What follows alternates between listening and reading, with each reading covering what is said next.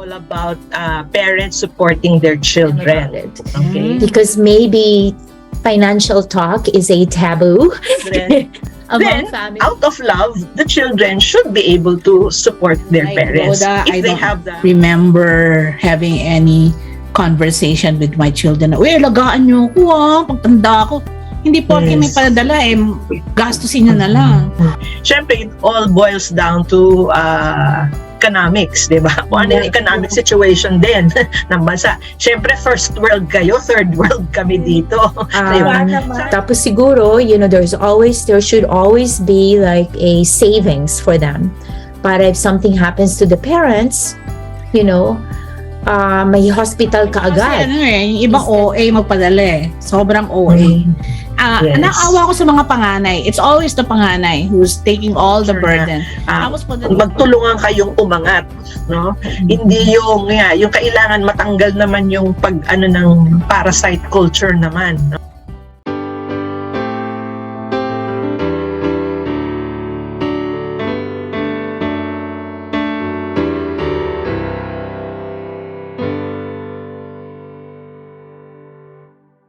Hello! Hi! Hello! It's been a while. Hello! Ayun, akala ko parang nag-freeze si Rhoda for a while. Oh, okay. Hi, everybody! Hello, everybody. Hello. Good evening, good morning, good afternoon, or whatever time, right? Yeah. So, welcome once more to our kapihan dito sa sitio. I'm Christy Domingo. Joi! I'm Rhoda. Okay, so kami ang inyong kabalitaktakan dito, no? And I don't remember how many episodes we've had so far, but okay, we have a very interesting episode again for you today.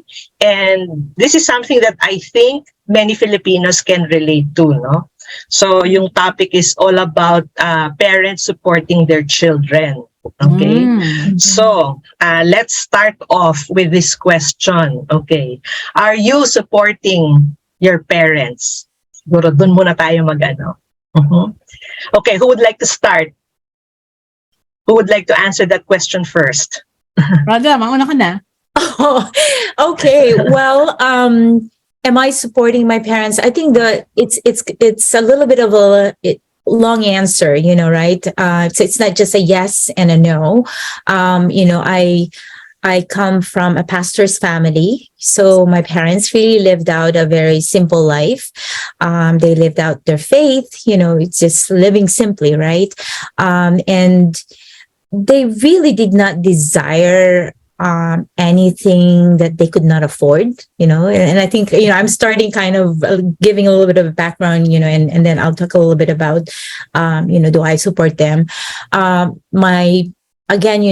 would say that obviously, as a family, you always have extended families. I have very generous grandparents who helped my parents, and because they desired for all of us to go to college, and so my parents made sure that we all went to college.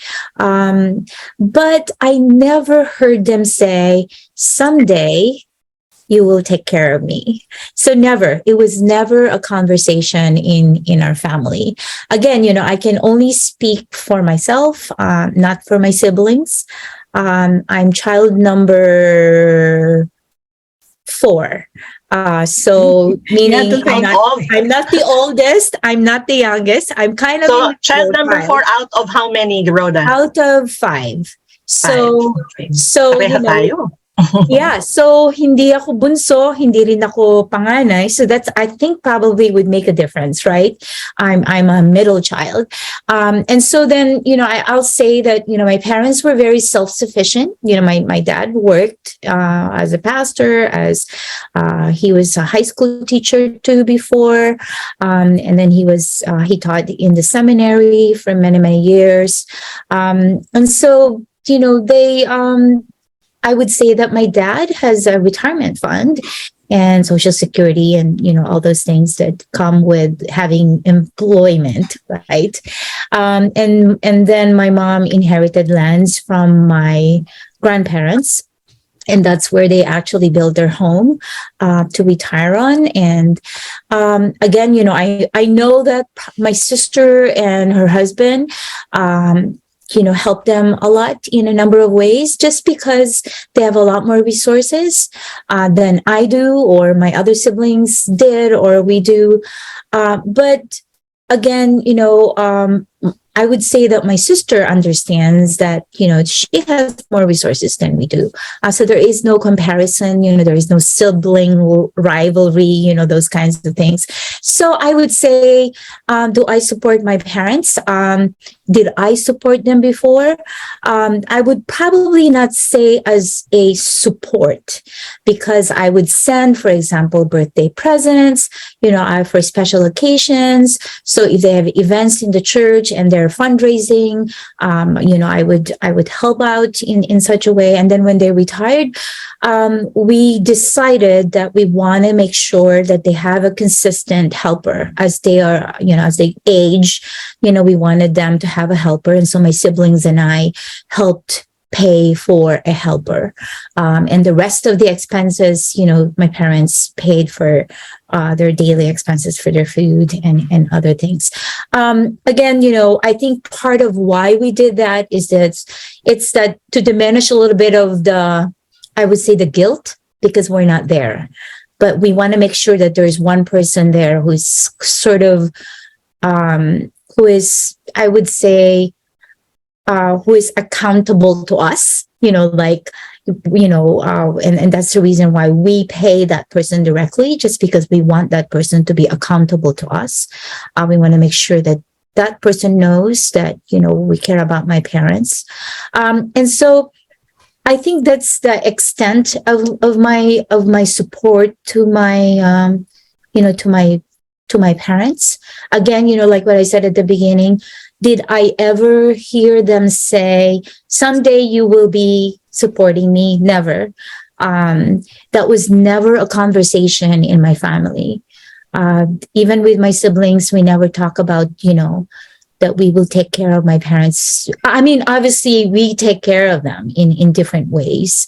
And then there's also no collective kind of agreement. We just all decided, we just kind of individually decided, okay, this is probably what we need to do with, and then if you're able to do it. If you're not able to do, we understand.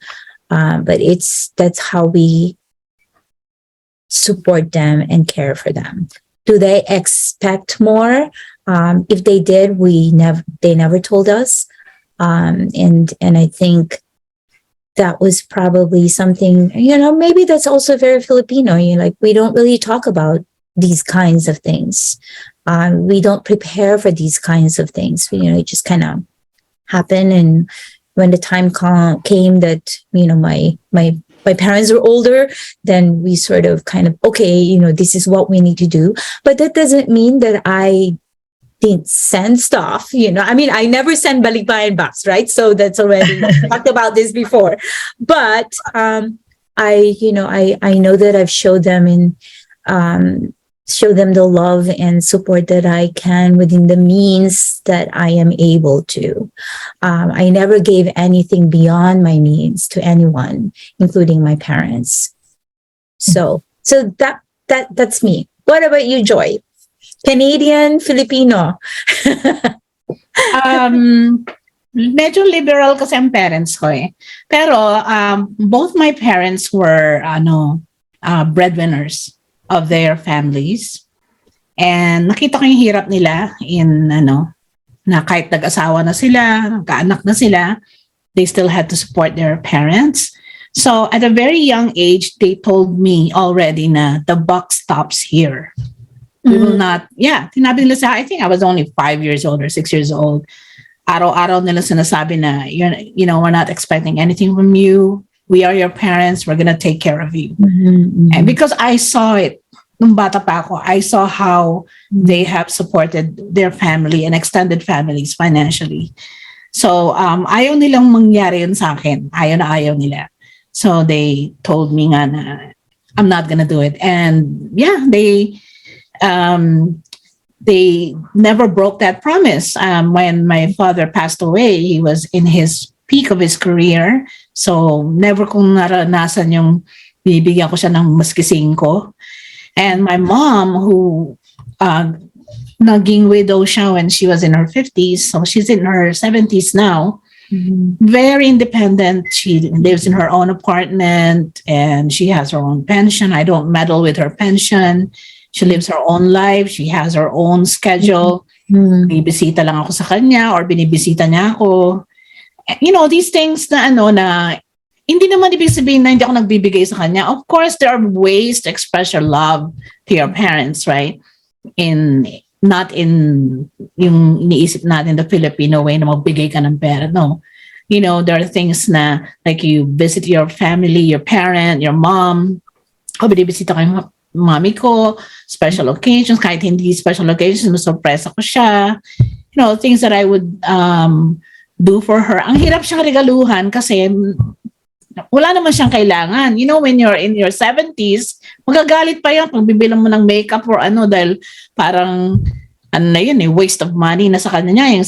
Para sa kanya, unang regaluhan. So for her, it's spending time with her is one of the best things that you can give her. And listening to her, halos araw-araw, tinatawagan niya ako and I spend time listening to her. I drop everything whenever she calls. Ganun. So that's how I express my love to her. And even my sister, wala rin siyang she's not expected to, support my mom financially, even though she is a widow. And siguro na rin kasi yan yung personality na rin ng parent. Kasi my mom, pag bibigyan mo ng pera, magagalit pa yun. Parang, ang palagay mo sa akin, wala akong pera? Gano'n. Hindi naman siya mayaman but she's very, just like what Rhoda said, she's very self-sufficient. Meron siyang nag-prepare na siya para sa kanyang katandaan. I even was with her when we chose her coffin, her lot cemetery. We discussed it like, parang wala lang. Ano gusto mong kulay? Blue? Yellow? Sabi ng mama ko, yung pinakamura. Hindi na. At tayo pipili ng magandang coffin. Ganon. So pinili namin yung pinakamura. Yung mga ganon. So we discussed it na nonchalantly na parang wala lang. Just preparing for her when the Lord calls her home. And if one day, if she can't really hindi na talaga siya mag-function ng body niya, of course I'll take care of her naman. Of course. Pabayaan ng nanay ko, right? I'm the eldest, so dapat lang alagaan ko siya. Pero hindi yung pagtanda ko alagaan mo ako, hindi siya gano'n. No. So that's how it is. That's how our family, yung wiring ng family namin. Christy, ikaw naman. Okay, so siguro talaga ibang-iba ang sitwasyon natin, Kasi it's a really totally different story for me. Kasi yung parents ko, syempre magkaiba rin talaga ng background.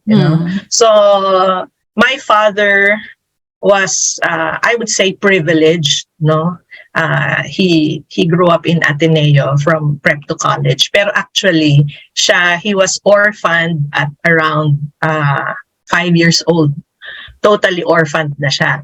But his parents left them a big fortune na parang naka-entrust muna lang doon sa mga guardians, ganyan. So they were able to get hold of their inheritance nung paglaki na nila. But of course, they were sent to the best schools, Pero since nga hindi sila nag-guide ng husto, ang nagpalaki na sa kanila, lola. So tapos yun nga, they were living in the compound together with all other relatives. So siguro wala masyado yung guidance nung parents. And then my mom naman, siya yung taga-probinsya.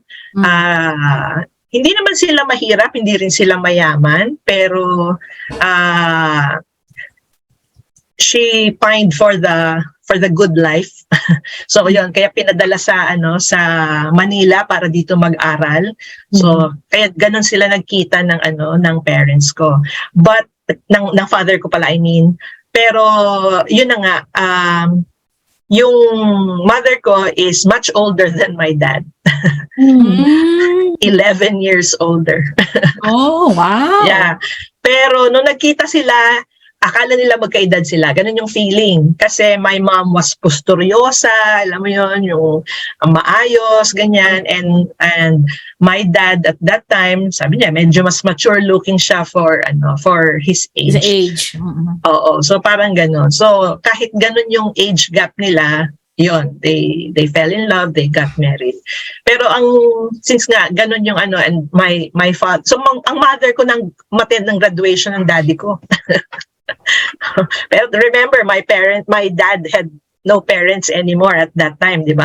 Mm. Kaya siguro nga maaga siya nag-asawa. So ang nangyari niyan is hindi masyadong marunong ang daddy ko maghawak ng kanyang finances, no? Oo. So graduate siya, pero hindi siya, wala siyang ng pagka-businessman. So nag-employ din siya doon sa uncle niya. Okay, all his life doon siya sa uncle niya. It was hindi mo masabing family business kasi business talaga yun nung uncle ko. But yung nakukuha niya doon was not really enough. So ang nangyayari is kung ano man yung sweldo niya doon, tapos he was partly living off his inheritance. So it got to the point na naubos na yung mana niya. Okay, because they also tried to send us to the best schools that they could afford, no? Mm. So hanggang sa naubos na yung mana, at tas yung mother ko naman, minsan nga nagjo-joke siya noon na, kala ko nakapangasawa ako, naka-jackpot ako sa'yo. Tapos natanso ako kasi yun na nga, may limit lang yung yaman, parang so ganun minsan yung joke ng nung mother ko dun sa father ko. Parang kasi they started off really well, pero kasi nga hindi sila entrepreneurial, hindi rin sila so ganun so parang nila yung decline. Mm-hmm. And so as we were growing up, as we were studying, so nag-umpisa kami limang kasambahay, hanggang sa 4, 3, hanggang sa wala nang kasambahay, ganyan. But my mom naman, in fairness to her, since sanay naman siya dati sa gawaing bahay, so hanggang sa wala nang kasambahay, she did everything. And habang naglalaba siya, sabi niya, kaya kayo, mag-aaral kayong mabuti, ha? Dahil para pagka-graduate ninyo, pag-inhawahin niyo ulit yung buhay ko, ganun. So, ganun talaga yung niya sa amin. Ganun talaga yung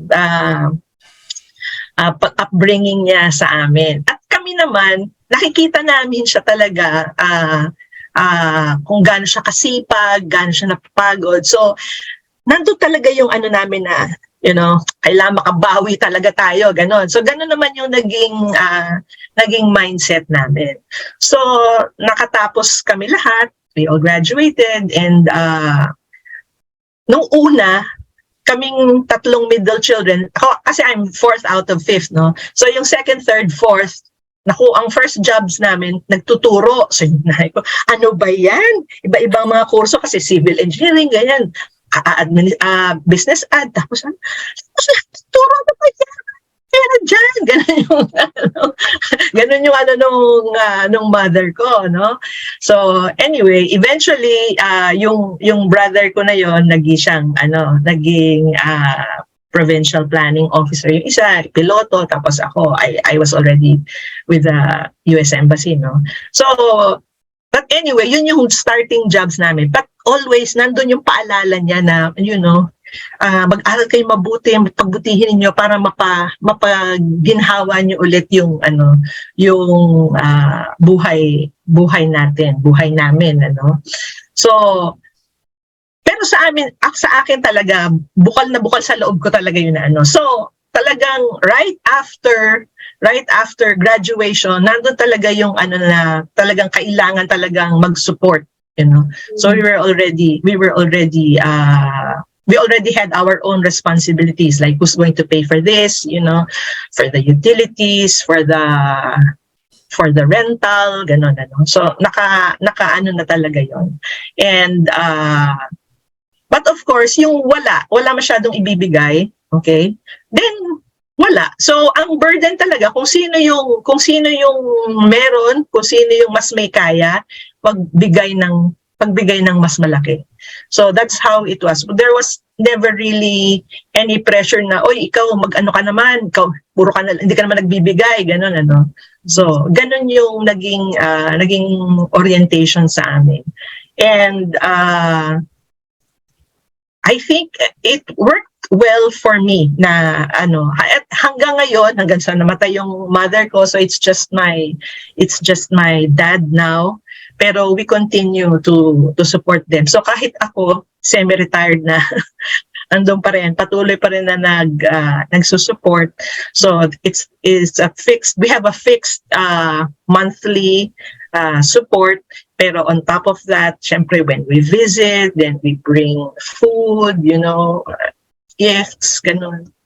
So ganun ang namin, setup namin. Have you ever felt na sana hindi mo ginagawa yon? Ako, personally, hindi ko naramdaman yung ganun. Siguro, maybe because I came to know the Lord early, so I came to know the Lord at age 16. So parang sa akin, nandun na talaga, siguro naka-ingrain na talaga sa akin na I have to do this out of love. I'm asking Parang because it's one of the most bone of contention, parang pinag-aawayan ng mga mag-asawa yan, di ba? Yung mag-asawa na nagsusuporta pa rin, and hindi lang isa, kundi dalawang pamilya. Diba? Minsan pamilya ng pamilya hanggang nag-extend hanggang pamangkin na gano'n. Especially, I know a lot of even Christians na yun ang problema nila. When does it stop? Right? Yeah. A lot of them work so hard, and after mag-graduate ng pang-10 pamangkin, meron na namang susunod na 10 na namang pamangkin or inaanak or whatever. So it doesn't stop, and they feel trapped. And it affects their marriage, it affects everything. Sometimes they can't even buy a house dahil na kailangan nilang magsuporta. What do you think of that, Rhoda? Well, there are a lot of Filipinos like in the United States. And I know a lot of Filipino Americans who actually support their parents. Like monthly, they send $1,000, $2,000 or, whatever. And many of them actually give more to their families than to their but they spend for themselves. Families, right? Right. So, for example, yung mga estudyante ko na Filipino Americans, they say that their parents told them, you may end up supporting us in retirement, but when you're finished with college, you need to support your siblings. Because right now I'm supporting my siblings or children's siblings in the Philippines. So a lot of the Filipino American kids, they're like, that's not right. They felt like, I'm your child, you should help me with my college tuition fees and with these things, because if you don't support me when I graduate in college, I will end up with a lot of debt, like school debts, right? So here in the US, the way I view, some of the people we know, it's becoming a conflict between couples, just like what you said, Joy, especially if, for example, if they are married to an American. Because for the Americans, that's not really an issue in their culture, right? In the American culture. But they also don't understand why you will need to send money on a monthly basis. So a lot of couples, they end up divorcing, or they end up with really toxic relationship. And then of course, it's also this ripple effect, it's not just supporting your parents in the Philippines, but you're also supporting your siblings in the Philippines, the children of your siblings in the Philippines. So it's a lot more complicated web of different kinds of relationship. And I think, that's just the reality of the Filipino family system, right? And I also read that this is actually in the family code, that you support, it's in the code that says you have to take care of each other. You have to take care of your spouses, your siblings, your legitimate children, illegitimate children, all of these web of other relationships that you are expected to actually support, because that's just what Filipino family is. It's sort of that supporting each other. Now, I've also heard, just like Joy, I've heard Filipino Americans complain. It's like, I just don't get it. I'm in so much debt and I have to help this, but then they are my parents or they are my siblings. So I have to help no matter what. So there is actually sort of that huge responsibility. Now, is there a conversation about this stress that's causing Filipino Americans, because of that responsibility that they have in the Philippines? I think it depends on the family, right? Because I've heard, I've have conversations with Filipino Americans, and I would say, well, why don't you talk to your parents and tell them that this is causing you a lot of stress? Or talk to your brother and say, and then all of them would say, no, I can't say that. I can't talk to them about it because maybe financial talk is a taboo among families in the Philippines. I don't know, but maybe, people don't want to talk about it. Even though it's causing a lot of mental stress and of course physical stress, because some of them would have to work double jobs just to be able to help out. So I think the topic is about your parents, right? But it's not just parents that Filipinos are bound to help out. They are also bound to help out siblings who are not able to make an income for themselves. And then if there are children of that sibling, then it becomes, especially I think if those siblings are also living with the parents. Yeah. Because I've heard stories about, here is your retired parents, and then you have a sibling in the same roof. And so then you have to support everybody in that roof. So there is that expectation.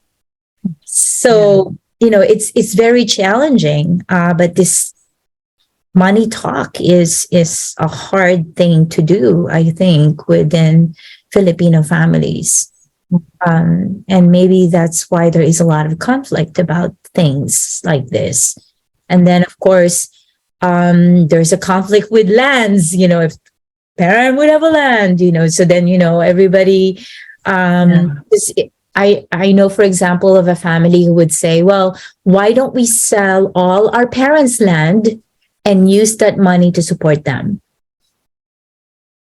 Yeah. That's Practical not going to happen. That's a practical, right? Mm-hmm. But then that's not going to happen. Siblings who are living in the Philippines wouldn't like that, because what they want is, I guess, the land will be divided among themselves, and then I take my part, you take your part, instead of saying, this is the land of your parents, sell it and then use that land, to support the money to support them, right? And that's not going to work, I guess, in the Philippine family. that would be my advice. Like, do your parents have land? Sell the land and then use that to support your family, your parents, your mom and dad. So why do you think, Christy, why do you think this is inherent in our culture? Yun nga, sabi mo na nga, the word there is, it's already inherent in our culture, di ba? Yan talagang... Pero bakit? Bakit nasa kultura natin, bakit wala sa kultura na iba? Ng iba? Siguro hindi lang sa Pilipino. I think Asians in general, yun ang talaga, kultura, no? Yung pagsusupport. Palagay ko hindi lang naman sa Pinoy kasi tayo, di ba, nagturo tayo ng mga Vietnamese. And I think kahit sa Vietnamese, ganun din sila eh. Yun talagang pasa-pasa rin na Pero, so, I think, yun nga, it's part of the Asian culture. Ngayon, Pero dahil nga highly westernized na tayo, kaya nag-iiba-iba na rin yung yung sitwasyon natin. So sa akin ngayon, it boils down to the family, no? Kung ano yung dynamics ng family. Kasi for example, iniisip ko yung sa family ng husband ko, his parents were very poor, you know. So yung tatay niya police, pero straight na police. So talagang mababa lang ang sweldo, alam mo yun. Tapos yung nanay niya nagtitinda, you know? Pero lahat sila nakatapos. Paano? So yung talagang iginapang ng magulang yung panganay at saka yung pangalawa. Yun talaga yung pinagpursigihan na pag-aralin. And then my husband is the third. So ang husband ko ang nagpaaral sa kanya yung first. Oh. Ganon. Oo. So si Ate SP, no? So yun, pinaaral siya nung first. Tapos yung husband ko, ang pinaaral niya yung kasunod niya. So yung kasunod niya actually, kasi yung second law ang kinuha eh. So hindi pa, so matagal kurso, matagal bago makakapag-support, no? So yung husband ko, the third, naghantay ng 2 taon yung kasunod niya bago nag-college. Pero siya ang nagpaaral nun. Tapos nung nag-aano na siya, napakasal na tayo, sabi ko, hindi, antay mo muna matapos yung antayin mo muna matapos yung kapatid mo. Kasi kailangan wala ka ng obligasyon by the time we get married. So yung ganon. But in that way, so yung namang abogado, yung nagpaaral naman nung panlima, ganon, na naging engineer. So pag tinitingnan ko yung kwento nila, ang ganda. Kasi that's how they were all able to graduate. And ngayon, magaganda na yung buhay nila. Ngayon yung medyo the least comfortable life among them, yun ang inihabili naman ng magulang, ng tatay nila bago mamatay. Suportahan nyo yung kapatid nyo na yon, no? Okay. So, ang nangyari, since we took that to heart, yung bilin ng so sinuportahan namin yung kapatid niya na yon. Kahit na, of course, married na with children. So, binigyan namin ng pang-allowance yung anak nila. And praise God, na rin, graduate na. So, nakatapos din yung parehong anak niya, kahit na medyo. So, nakita ko dun sa kwento ng buhay nila na kung paano talaga yung tulungan, yung pagsusupport naman, naiahon lahat, no? Naiahon lahat. So, now they're all doing very well because of that culture ng tulungan. So, I think ang importante is hindi maging parasitiko. Kasi minsan, ang problema nating mga Pilipino, yun nga, meron ding yung parang, pag hindi tama yung values, ang tendency nga maging parasite, magdidepend dun sa Pero dapat malinaw siguro na kapag ikaw nakatapos ka na, parang pay it forward naman, ganun.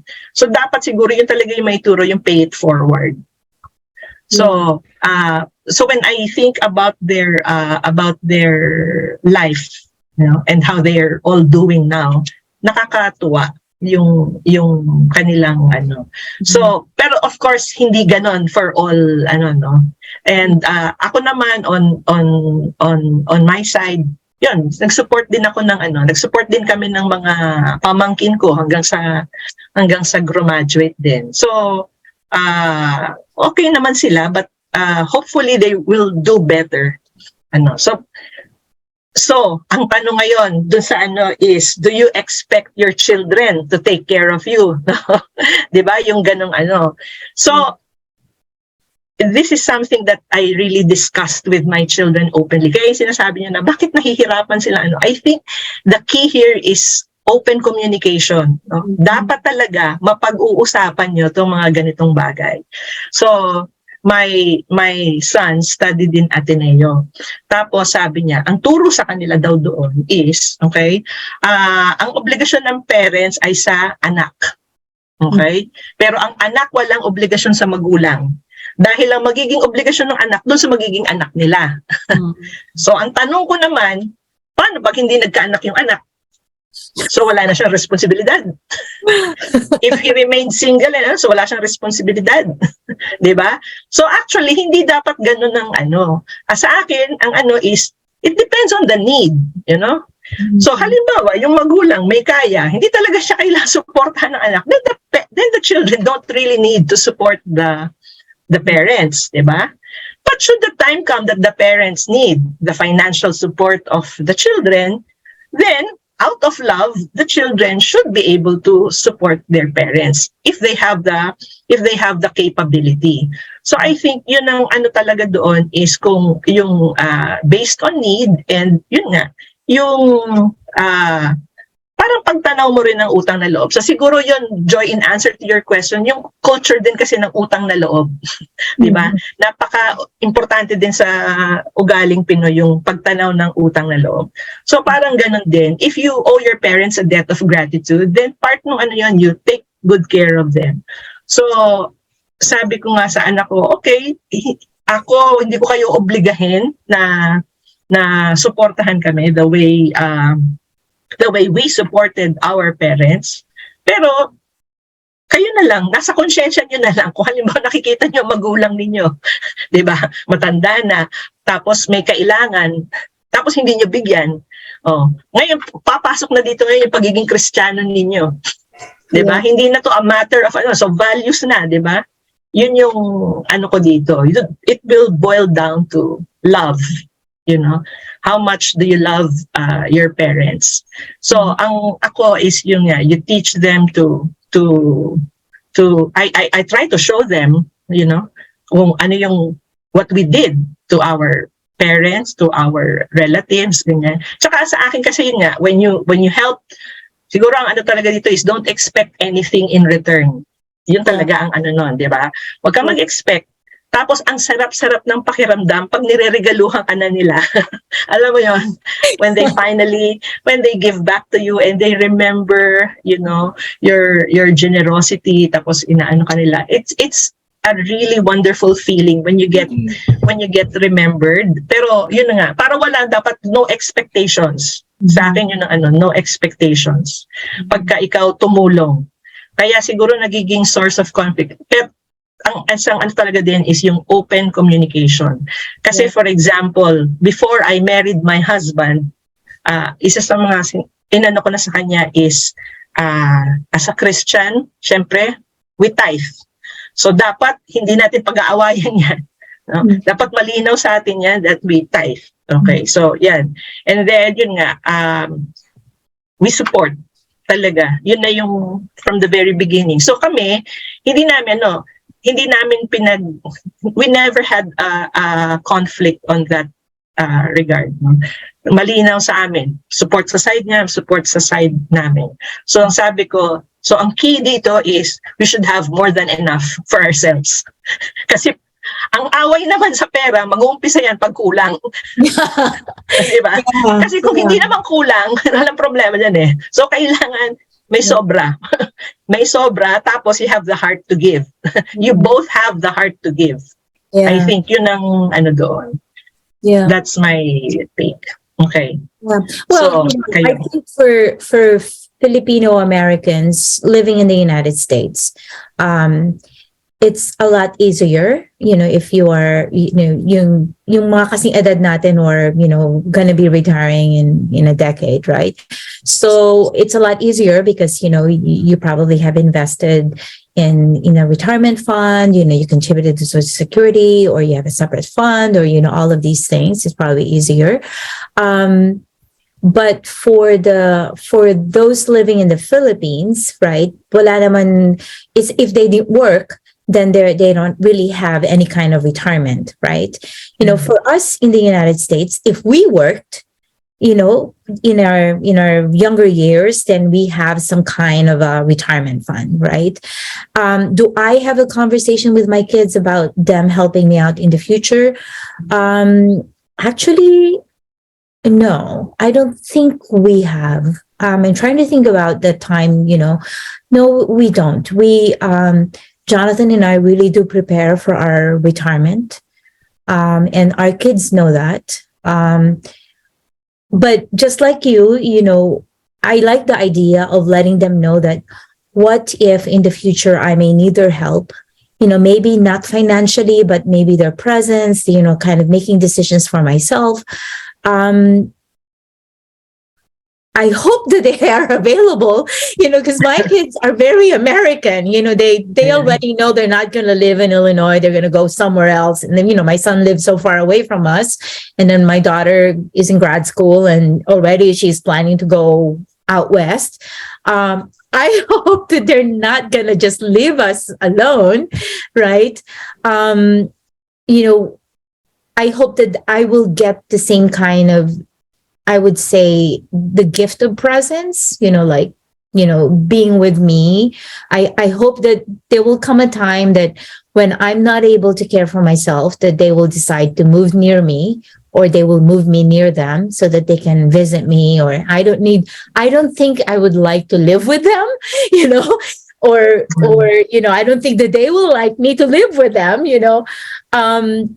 but I hope that my kids will be available to support me in any way. Now, for a lot of the Filipino American families who are still supporting families in the Philippines or their parents in the Philippines, I know that that's really hard for them because, they have to make that commitment. And what if something happens to their child, here? Right? Kunyari, yung Filipino American, something happens to him or to her, ano nang mangyayari dun sa family, dun sa parents niya sa Philippines, right? So that's another angle there too. Like what you said, Christy, sana nga, mahalin din tayo ng mga anak natin kahit na self-sufficient naman tayo. Yeah. But I also know that there are a lot of Filipino American homes, families who are actually looking forward to retirement and having their kids help them out. And that's really a big shoulder of responsibility for all these Filipino American kids because they don't, again, walang usapan. There is no communication about it. They just basically said, well, you will take care of me when I get old, just because I don't want to live in a nursing home. I've been to nursing homes where there are actually some Filipino American elders in the nursing home, and usually some of these nursing homes are government run. It's not the best nursing homes, and so I kind of wonder what happened, but that's also not very common. Most Filipino elders, they live with their children, at least in the United States, or they live nearby, or, I'm sure that they probably are wanting their parents to live with them because it's cheaper and they can, write that out in taxes. It has a lot of kind of financial benefits when you do those kinds of things. But in the Philippines, that's a hard thing to do, right? Kasi wala namang nursing home doon. So talagang, meron na rin ngayon dito. Meron na ba? Meron na bang mga nursing homes? Yes. Mga assisted living homes. Mm-hmm. Mahal nga lang. I mean, by Philippine standards, mahal. Pero kung halimbawa kayo, yung retirement pay nyo, pwede yan dito. Oh. You can afford the assisted living homes here with your retirement pay from there. Kaya nga maraming nagre-retire dito na ganyan, yung mga galing sa abroad. Yeah. That's good. That's another option, right? For some of the Filipinos here, walang, their kids are not able to help them out. Maybe they just go back to the Philippines and do it that way, But Joi, observations and experience, or fears or whatever, what about you? Do you expect your kids to help you out? I come from a unique family because my mom, kahit na widow na siya, she's mentoring me on how to prepare for my twilight years. So ngayon pa lang tinuturuan na niya ako, itong gagawin mo. Mm-hmm. So she's helping me build yung nest egg ko. Kasi ayaw niya na na maging dependent din ako sa mga anak ko. And like Rhoda, I don't remember having any conversation with my children. Uy, alagaan niyo ako pagtanda ko. Parang wala akong maalalang ganun na conversation. Pero madaldal ako. I always tell them, in the next 20 years, itong balak ko. I tell them na this is how I'm gonna take care of myself. Ganito, matatayo ako ng ganito, blah, blah, blah. And they just listen and support me and pray for me. Pero hindi rin sila nagsasabi nila, Mami, alagaan ka namin. Hindi rin. Parang lang, it's just a conversation. And kasi hindi rin kasi, I don't know, maybe it's just, I don't know, Rhoda, but kasi dito sa Canada, hindi issue yan eh. Hindi issue. Yeah, because that's, you guys are so lucky because in Canada, you guys have free healthcare. That's a problem in the United States because you have to have a really good savings. Health savings, not just your retirement, but you really need to start a fund just for your health savings because the copay is so much more enormously higher, so it's a fear. I think it's also a fear in my part that, I want to know, like all of a sudden during the holiday, I asked my husband, I want to know our finances. I want to know where everything is. I want to know how much we can afford, of what kind of retirement we can afford. Because obviously, if I'm going to go to a retirement home, I want the nice retirement home. You know what I mean? I definitely don't want to go to a stinky place. I want to be in a kind of a Marriott hotel kind of place. And that's the reason why I work. I think the main difference, Rhoda, is, correct me if I'm wrong, Christy, ha? I think the main difference is, yung mga tao kasi rito sa North America, we already planning ahead. Yes. Like 15, 20 years financially. Iniisip na namin. 40 years old pa lang, 30 years old pa lang, iniisip na namin, retirement, plano natin. I don't know if that is the mindset of the Filipinos in the Philippines. Minsan kasi, isang kahig, isang tuka lang, yung iba, hindi nga nila maisip yung isang linggo 20 years pa kaya, right? So maybe that's why. Kaya mas prepared ang mga tao rito, regardless of your cultural background. I think you prepare. You have to prepare. Kung if you don't prepare, talagang magagalit pa sa'yo yung kausap mo. Ba't di ka na-prepare para sa retirement mo? Parang napakabobo mo, parang gano'n ang dating dito. You have to prepare in advance. Sometimes it's in the form of money savings, in the form of real estate, in some kind of form nakapag-prepare ka. So I guess that's why hindi siya issue dito, whether alagaan ba ako ng mga anak ko o hindi. We don't worry about that unless na-imbalido ka na o hindi ka na makalakad or whatever, then that's a different story.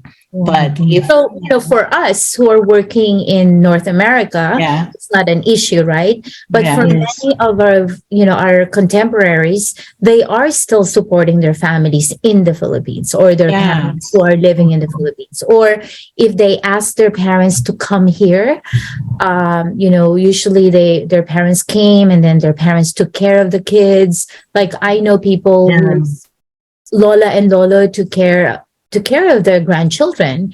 And in my mind, I was thinking, okay, now you have a free daycare. You should have invested for the care of your parents, right? Dapat binayaran mo sila kasi you employed them as your caretaker of your children. They cook for you too, they clean your house, they sort of become your, helper in the house. You should have paid for them. You should have saved for their retirement too, right? So, it's cultural because obviously in the American culture and Canadian culture, there is that, that we already are planning for our retirement. 25 years old pa lang tayo. As soon as we got, a lot of the Americans, like my kids, as soon as they got their first job, my son graduated and, got a first job, right away we said, you have to do this right away, again, I would also say that that's not true. Not all Americans are like that. So, that's also a big issue here. Medyo yung financial management ng mga younger adult Americans, medyo hindi talaga sila knowledgeable din sa mga ganitong bagay. Now, sa Canada, you have the social cushion, right? Because your government is has some benefits for retirees. I think in the Philippines, meron ding konting benefits, right? Yung mga nag-retire. Well, merong kung if you had been working sa private sector, then of course you will get a pension from the Social Security System or SSS. Kung nagtrabaho ka sa gobyerno, di makakatanggap ka dun sa GSIS, Government Service Insurance System, no? Pero I think itong lahat na pinag-uusapan natin, yung differences between Canada and US and sa amin dito sa Pilipinas, syempre it all boils down to economics, di ba? Kung ano yung economic situation din ng bansa. Siyempre, first world kayo, third world kami dito. Di ba? Sabi nyo nga, di ba? Hand-to-mouth existence. So yung iba, paano ko pa naman iisipin ng future? Kung yung ngayon nga, wala akong, di ba? Yung problema nila talaga is yung day-to-day na, di ba? Day-to-day na pangkain. So yun yung isang nun. Paano mo ipe-prepare yung kung alimbawa nga, wala kang, ang problema mo, yung babaunin ng anak mo, di ba? Pampaaral and all that. So obviously, talagang hindi na nila mapag-iisipan pa yung pag-iipon, no? Kaya nga ang na lang dito is siguro ang pinaka na ngayon is investing on your children's education. Na yun na nga, kapag nakapag-aral, hopefully, di ba, maiiba ang kwento ng buhay nila. Siguro kasi yung entrepreneurial spirit, hindi masyado kasing napapasa yan, except siguro sa mga Chinese, ganyan, na talagang nandoon naman yung, imbis na education, business talaga. Kailangan mag-umpisa ka ng negosyo mo. Pero talaga, for the average Filipino, hindi talaga maiisipan yung ganyan. Ngayon, dun sa middle class pataas, yun, siguro, ang dapat talaga ngayon, magkaroon na ng mga lessons on financial literacy, which is, meron naman na ngayon, nag-uumpisa na dun sa mga, yun nga, those who go to the top colleges and universities, meron ng ganong awareness, no? So marami na ang nag-i-invest sa insurance, marami na ang nag-i-invest sa stock market. Pero again, magagawa mo lang 'yon kung may sobra. 'Di ba? You cannot put in anything na hindi excess, 'di ba?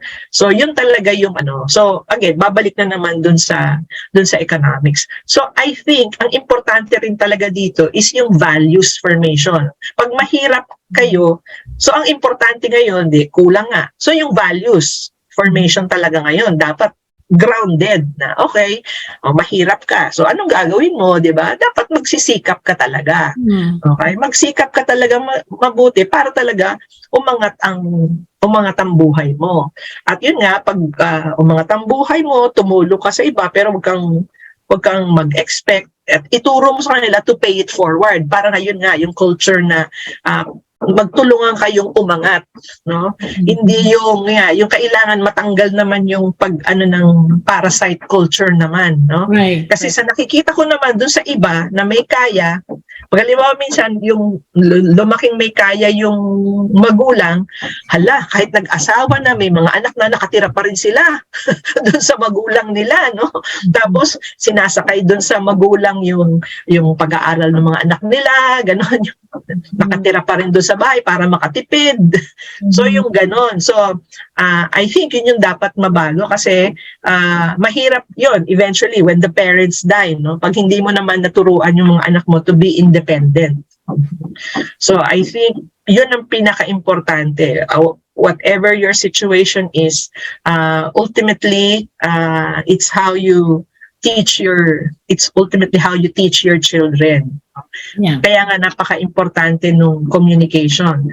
So sa inyo dyan, maganda, you can think of all those investments. Dito, ang nangyayari is investing on people. Ganun na lang ang nangyayari, di ba? Investing on other people's lives. And hopefully, when their lives improve, edi makatulong sila pabalik, or yun nga, makatulong naman sila sa iba. So, yun ang nakikita ko na namin dito sa sitwasyon dito sa Pilipinas. Hindi lang maganda, yun nga, pag nagiging, kaya nga sinasabi nga ni Joy, burden na, yun na, yung pinag-aawayan yun na, yung kasi mahirap talaga, you cannot give what you do not have. Di ba? Yeah, and I think a lot of Filipinos in diaspora are giving what they don't have. Yeah. Yun ang dapat naman ang maging nun. So, dapat transparency. Kasi mahirap naman pag yung nagpo-project ka na parang, okay, we're living a good life here. Di ba? Yung ganon. Kasi ako napapansin, yun nga, di ba, mga kwento ng mga OFW sila, hirap sila talaga, ganyan. Tapos magpapadala sila. Tapos ang projection nila is parang, wow, alam mo, tuloy, ang tingin ng mga Pilipino, doon sa mga nasa abroad, may dollar sign sa mata. Di ba? Pag yung ganun, parang akala nila palagi, ganun yung buhay na, So, I think, ang key dyan is, be transparent. Yeah. Yeah. Diba? Yun talagang dyan. Kung wala. Pag meron, meron. Right? Yun yung dapat be honest na yes. ikaw mismo, the Filipinos who are living abroad and having this, big burden on what to do with their parents, who are, expecting their support in the Philippines, right? So dapat maging honest tayo, right? You need to be honest. And just, again, respect your parents too, but you can talk to them with love, with grace, right? And with patience and understanding and care also. And just be honest and tell them, some of your concerns. And maybe, again, for those who are living abroad, siguro, maybe talk about, I know talking finances is really hard, pero siguro talk about budgeting, right? Na ano ba yung mga expenses ng mga nanay at tatay sa Philippines? Ano yung mga kailangan nila? Pero siguro turuan din silang ano yung monthly expenses nila at makita talaga kung ano yung mga nagagastos. And then maybe create a budget, right? Create a budget na okay, yung electric bill ninyo, nanay, tatay, this is it. O magkano ang gastos ninyo sa pagkain? Tapos siguro, there should always be like a savings for them. Para if something happens to the parents, may hospital ka agad. Instead na hihintayin pa yung ipapadala bago ma-hospital o bago mapadoktor, right? So I think financial literacy is really, really important. And then, just be honest na this is how much I can send. $500, I know some Filipinos are sending like 800, 1,500, 2,000 a month. Wow, that's a lot of money. And, I don't know. Yung iba kasi yung iba OA magpadala Sobrang OA. Like I know a friend who has a mom, widow yung mom niya. $1,500, widow yung mom mo. What you gonna do with $1,500, right? O minsan naman, padala ka ng padala, and yet you're not educating the people you're sending money to. Dapat sabihin mo, magtipid sila. Hindi porke may padala, gastusin nyo na lang. On na lahat ng ilaw. Yung kailangan may, you're not just, shoving money in their throat, but you also teach them to value the money. I know I have a friend sa UK na padala ng pera sa parents niya, mga kapatid niya. And nakikita ko yung hirap niya na paglilinis ng mga bahay. That's her second job. Her real job is teaching kids in the daycare. Tapos maglilinis pa siya ng mga bahay. Ang sakit-sakit na ng mga kamay niya. Para lang makapagpadala. Kasi nga, she has her own family. Magpapadala pa siya ng pera sa Pilipinas. They could only have a telescope. Makita nila yung hirap ng tao na pagpapadala ng pera. So I think kailangan din natin kung magkano ba talaga ang nagagastos niyo. Kasi dapat sapat lang, hindi yung lahat na lang ng lahat na lang ng once ibibigay mo. I think it's at saka yun na nga. Kailangan talaga we need to train, we need to educate palagi. It's always a teaching moment whenever you're sending money. Yes. Kailangan nga wag ma-develop yung parasitism. Right. Yeah. 'Di ba? Dapat talaga yung matuto sila na okay. So needs lang. Yeah. Needs lang, hindi yung okay. At yung wants, pagtrabahuhan nyo na yun. Yes. Di ba? Yung ganon. Yeah. So kaya nga, it all boils down to values, education, That's values right. formation din talaga. I Yun ang agree with you, importante. Christy. Kailangan pagtrabahuan. Yes. Naawa ko sa mga panganay. It's always the panganay who's taking all the burden. Tapos pagdating sa mga ibang siblings, unlike your brother, unlike your husband's family, but most ng mga naririnig ko, panganay ang hirap na hirap. Tapos yung mga susunod na siblings, prenteng-prente lang, gintay ng padala ng kuya, ng ate. Why can't you find your part-time job, di ba? Yes. Naghirap yung ate at kuya mo, ba't ikaw hindi mo kayang gawin yun, right? So, I hear a lot of stories talagang frustrated. Even I know someone here in Canada na gusto na niya mapakamatay dahil talagang sobra-sobra na ang kanyang financial responsibilities na hindi na talaga niya kaya na hindi Kristiyano rin to Parang na siya, talagang lunod na siya because of so many financial responsibilities. So And siguro talaga dapat may limit kasi kagaya sa amin yung talaga is pagpapaaral lang hanggang doon lang. No? Tapos syempre iba yung sa magulang, healthcare, no? Pero pag halimbawa mga sa siblings o sa mga pamangkin, hanggang pag-aaral lang. Okay? Talagang tulungan mo lang talaga yung just to empower them. yeah. Pero tapos siguro hanggang yung first few months habang naghahanap ng trabaho. Pero once na nagkatrabaho na, okay, stop na. Yun talaga. Malinaw dapat na ganun. Okay? So, napag-aral ka na, magtrabaho na kayo, okay, and then you're on your own. Yun dapat ganun. Malinaw talaga dun sa binibigyan kung ano yung expectation, di ba? Dapat magsiset ka rin talaga ng expectations dun sa mga pinapadalhan mo, sa mga binibigyan mo. I think yun yung doon Huwag ka lang bigay ng bigay.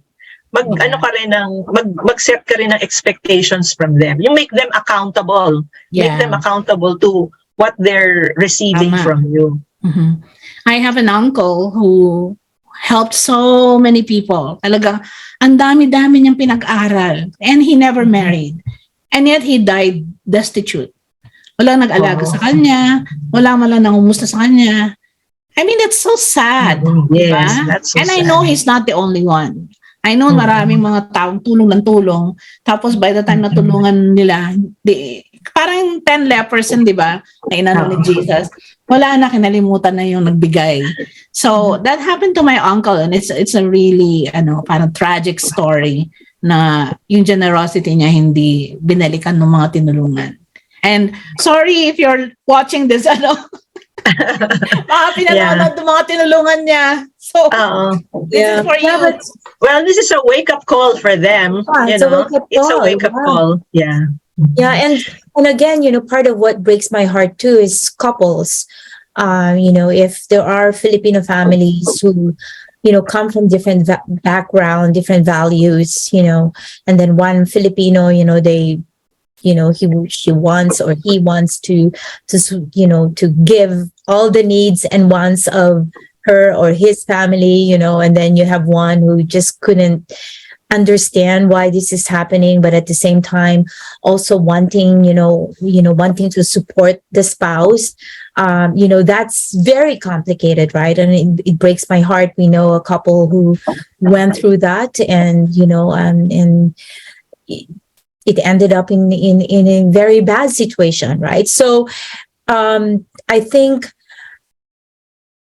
again, family system is very complicated, right? And then you add the difficulty of financial talk, right? But I think sometimes if you are married, your priority is your husband and your children. Yeah. And I think every pastor would say that, that your priority is your husband, your wife, and if you have children, then your children. The other people outside of your nuclear family, they are just secondary. And if it's causing divorces, if it's causing, death, it's causing all these things. I think you need to sit down and just kind of and decide, what is more important to you. So, because I've seen families who have gone through that, and if you are one of those, you need to sit down, right? To all our listeners, you need to sit down with your spouse and then really work together, see a therapist or see a counselor, talk to your pastor, and then make a choice. And again, it's not being selfish. If you have a lot more money that you can have for your own family, great. But if it's causing you to create, it's causing challenges within your family, then I don't think that that's a Christian value. Sadang first world. See a therapist. See a therapist. Correct. Yeah, because I think. Okay, let's wrap it up. Wrap it up. So, yes. siguro, a final word, So I would say, final word, Christy, and then let's move. Sige, mauna na kayo. Ako na sige. Final word. If you are retiring in the next 10, 15 years, you really need to save for your retirement. If you are a Filipino American or whoever, if you're not Filipino but you're listening to and watching our podcast, I think you really need to prepare for your retirement. I think nobody should be expecting their children to take care of them. If they are able to care for you, yes, great. But maybe we should not expect them to take care of us. Again, I'm coming from the West. But I still think that you should not depend on your children to take care of you. I think it would just be a icing on a cake if they have the time and the resources to do that for you in the future. But I think you should prepare for the future. That's the Filipino American talking. So what about the Canadian Filipino? And then we go to the Filipino because that would be different, right? Okay, ako parang pareho lang. Pag nagkaanak ka, buhayin mo. Hindi the other way around. Kahit ano pang trabaho mo, kahit basurero ka pa, buhayin mo anak mo. Now, if your child later on, alagaan ka niya, blessing yon, hindi yon requirement. It's a blessing. It's a bonus. Hindi siya requirement. For me, And pangalawa, priority mo ang nuclear family mo. Now, if you want to help out your parents or pamangkin or whatever, inaanak mo, yung kung ano lang yung surplus mo. Yes. Hindi yung na-jeopardize mo yung nuclear family mo. So yun lang naman. If you're clear with that, hindi ka na magkakamali dyan. Hindi ka magkakaroon ng conflict sa asawa mo. Sa mga anak mo. You don't want na babalikan ka ng asawa mo, mga anak mo na, ikaw kasi puro ka padala doon, tinan mo nangyari sa atin ngayon. Mga ganong klaseng salita, ang sakit, di ba? Kasi nahati na yung yung responsibilidad mo. So, priority mo ang family mo. Yun lang. When you talk about family, right? When you talk about family, that's your spouse. Yeah, spouse and kids. Yes. What about you, Christy? Okay, so syempre to sum up yung mga sinabi ko kanina, well, yun nga, syempre first, tama yung ninyo na your obligation first is of course to your own family. Dapat at least clear tayo lahat dyan. That's our commonality. Ngayon, yung question on whether the kids should support their children eventually, okay, I just want to quote from the Bible naman. Okay, I want to give a biblical perspective on what to teach children about providing for aging parents. No? So from 1 Timothy 5, verses 3 and 4, sabi dito, give proper recognition to those widows who are really in need. But if a widow has no children or grandchildren, but if a widow has children or grandchildren, these should learn, first of all, to put their religion into practice by caring for their own family, and so repaying their parents and grandparents, for this is pleasing to God. Tapos same ano pa rin, 1 Timothy 5 verse 8, if anyone does not provide for his relatives, especially for his immediate family, he has denied the faith and is worse than an unbeliever. Okay? So, those are verses I already shared before in a retirement webinar, no? So, doon sa retirement webinar, we talked about financial literacy and all that. Pero yun na nga, I ended it with that biblical perspective, no? Na, especially for Christian families, yun, na it is there in the Bible that you should really take care of your parents, grandparents when they grow old. Pero yung taking care, hindi naman necessarily financial lang yun, ano? Hindi naman ibig sabihin din, if you're the parent, grandparent, umasa ka lang. Hindi naman ganun yun. But kung wala nang capability, syempre, yung magulang or yung lolo, lola, then step up and support, help. So ako yun ang bilang isang Pilipino at bilang Pilipino nasa Pilipinas at bilang Christian. Okay, yun ang aking Okay, and so with that, again, we'd like to thank you for joining us. So you've heard different perspectives, syempre iba-ibang sitwasyon. So we hope that somehow you found value in what we shared with you.